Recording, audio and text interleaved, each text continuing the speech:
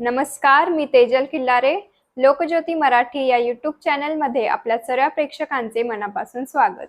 आज आम्ही सर्व समाजाचे अनुसूचित जाती व नवबुद्ध आपल्या समाजासाठी शासकीय निवासी शाळा आणि वसतिगृह 100 मुलांचं याचं काम चालू आहे, त्याची पाहणी आम्ही या ठिकाणी करायला आलो आहे, सर्व समाजाचे प्रतिनिधी. त्याचप्रमाणे आज गुलाबराव करंजे पाटील व अभिजित करंजे पाटील यांच्या वतीने मोफत आज न्यायालय आणि आपल्या वसतिगृहाला आणि शाळेला आज जो 40 फूट रस्ता आहे त्याचं भूमिपूजनही आज या ठिकाणी झालं. आणि गुलाबराव करंजे पाटील व अभिजित करंजे पाटील यांचे मी या ठिकाणी आभार मानतो.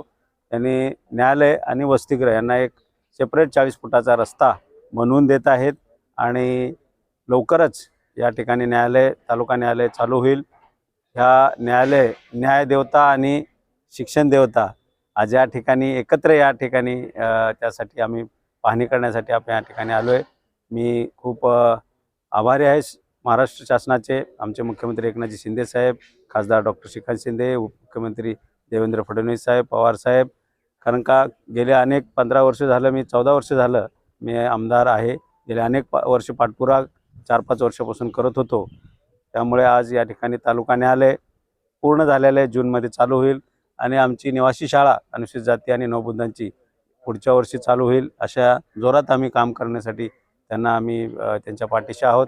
हे दोन्ही वस्तू मंजूर करून आणून आज लोकांसाठी हे उपयोगी पडेल असं आम्ही कार्य करत आहोत. 100 मुलांचं शाळा आणि 100 मुलांचं वसतिगृह आहे. अंबरनाथ येथे भव्य दिव्य अशी निवासी विद्यार्थ्यांसाठी शाळा या ठिकाणी बांधण्यात येत आहे. इयत्ता 1ली ते 10वी या गोरगरीब वर्गातील जनजातीची आणि अनुसूचित जमातीची जातीची नवबौद्ध या पददलित वर्गातील विद्यार्थ्यांना फार मोठा शिक्षणाचा यामुळे फायदा होणार आहे. आणि या बाबतीत सतत पाठपुरावा करून आपले कार्यसम्राट आमदार डॉक्टर बालाजी किनीकर यांनी त्यांच्या प्रयत्नानं इथं एक भव्य दिव्य अशी शाळा उभारली आहे.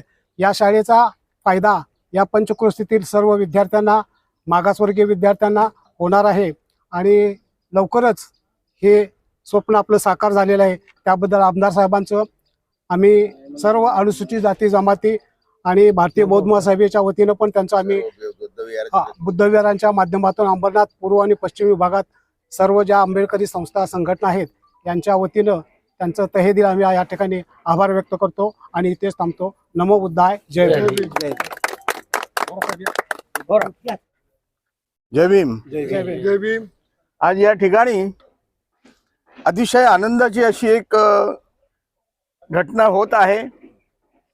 आपल्या अंबरनाथ मतदारसंघातील कार्यसम्राट आमदार आयुष्यमान बालाजी किनीकर साहेब यांच्या अथक प्रयत्नाने अंबरनाथ तालुक्याच्या या अंबरनाथमध्येच एका बाजूला न्यायदेवतेचं मंदिर आहे आणि दुसऱ्या बाजूला गोरगरीब दलित बुद्धिस्ट या मुलामुलींसाठी शैक्षणिक सवलत देऊन आणि त्यांना इथे प्राधान्य दिले जाईल. वसतिगृहाची सोय केलेली आहे, मुलामुलींच्या सुद्धा वसतिगृहाची सोय केलेली आहे आणि संपूर्ण अंबरनाथचे भारतीय बुद्ध महासभा, इतर संघटना आम्ही त्यांच्या सोबत आहोत आणि आमदारांनी हेच कार्य असंच पुढे करावं आणि हे कार्य संपूर्ण मार्गी लावावं अशी आमची सगळ्यांची इच्छा आहे. जय भीम. आमदार साहेबांनी जे प्रयत्न केले आहेत मुलांसाठी, जी वसतिगृह आणि शाळा इथे उपस्थित केल्या त्याबद्दल मी साहेबांचं खूप खूप अभिनंदन करते आणि त्यांना पुढील वाटचालीस खूप खूप शुभेच्छा देते. जय भीम. आज या ठिकाणी अंबरनाथ तालुक्यामध्ये चिखलोली या ठिकाणी आपल्या अंबरनाथ विधानसभेचे कार्यरत सम्राट डॉक्टर बालाजी किनीकर यांनी आपल्या अतिक प्रयत्नामध्ये त्यामध्ये मुलांना, नवबुद्ध आणि मागासवर्गीय मुलांना एक वसतिगृह या ठिकाणी बांधलेलं आहे आणि त्याचप्रमाणे शाळा 1ली ते 10वीपर्यंत शाळा या ठिकाणी बांधण्याचा प्रयत्न केलेला आहे आणि चालू आहे. पुढच्या वर्षी 1 वर्षामध्ये ते चालू होणार आहे. त्याच बाजूला आता आपल्याला एक न्यायदेवता या ठिकाणी चालू करणार आहे. अवघ्या 6 महिन्यामध्ये ते चालू होणार आहे आणि त्या प्रयत्नांना त्यांनी यश आलेलं आहे आणि जो मार्ग लागणार होता त्या ठिकाणी रोडचं उद्घाटन झालेलं आहे, भूमिपूजन झालेलं आहे. आणि आमच्या भारतीय बौद्ध महासभा सर्व शाखा आणि अंबरनाथ तालुक्या वतीने डॉक्टर बालाजी किनीकर यांचा मी हार्दिक आणि सर्व बौद्धविहाराच्या वतीने यांचं हार्दिक अभिनंदन करतो. इथे थांबतो. जय हिंद. त्याचं पण नाव द्या.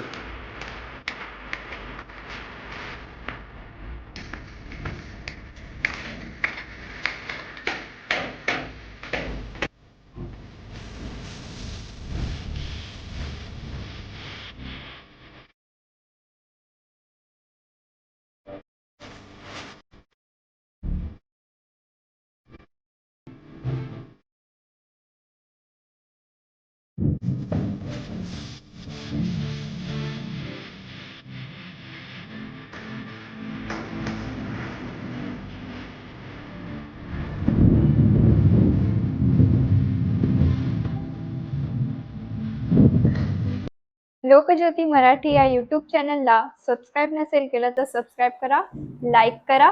धन्यवाद.